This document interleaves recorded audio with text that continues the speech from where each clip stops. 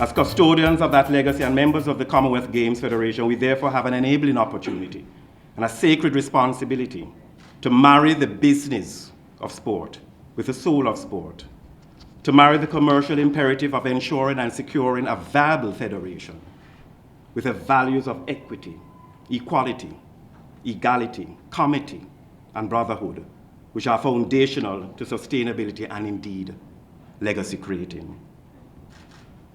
My friends, we must never allow, however, the commercialization of sport and regrettably a culture of glamorizing the result rather than extolling the character of the performance rob the games for what it is known as the friendly games. Our region has a fair measure of success within the Commonwealth movement, but we believe that there is still a lot more that can be realized or achieved if we as policymakers and leaders in sport put the necessary framework and systems in place to make that happen. And the Commonwealth values of the Commonwealth challenge us to do just that. Humanity, destiny, and equality are the three pillars that we stand on in terms of values. And if we look at these three values, we will recognize that it continuously challenges us to be the best that we can in all our endeavors. When you consider the agenda, the things that we wish to achieve, once we could get down to it, it will guide the region and other regions in the pathway that we should take and in the pathway that our president would like us to take. I just wish to say from the American region that this is the first time we have had all our delegates coming from the land where they actually live.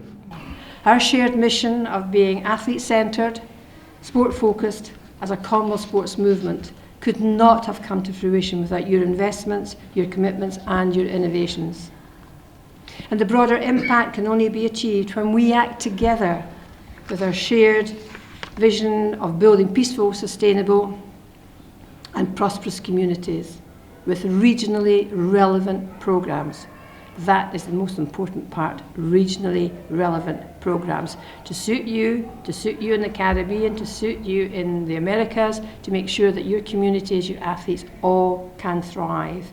We know that the game symbolizes more than just competition.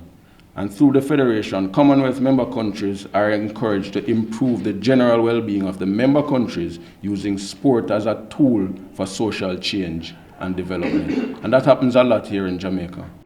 Well, I think I probably have less concerns and just more ideas and actually inspiration, hearing from the region what's working, what is not working, but what opportunities we actually have in our continued collaborative work.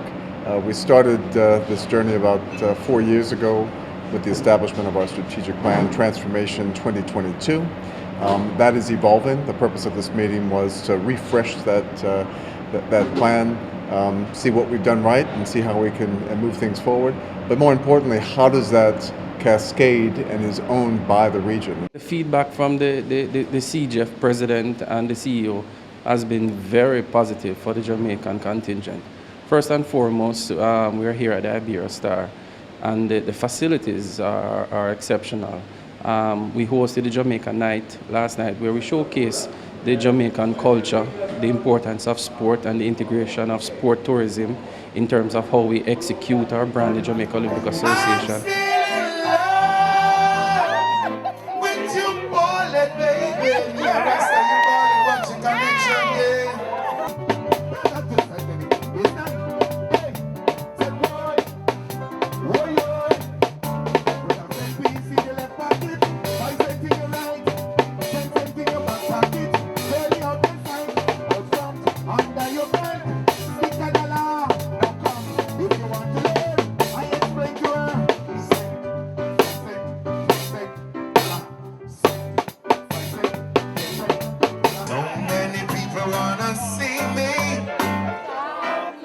Sounding good, sounding good. Hands up.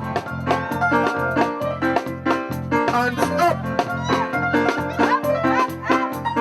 Follow the leader, leader, leader. Follow the leader. Follow the leader, leader, leader, follow the leader. Hands down. Oi.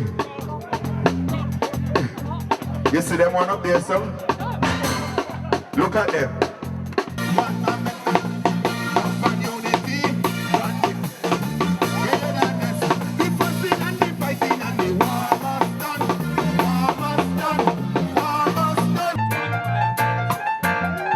We have James Green on drums.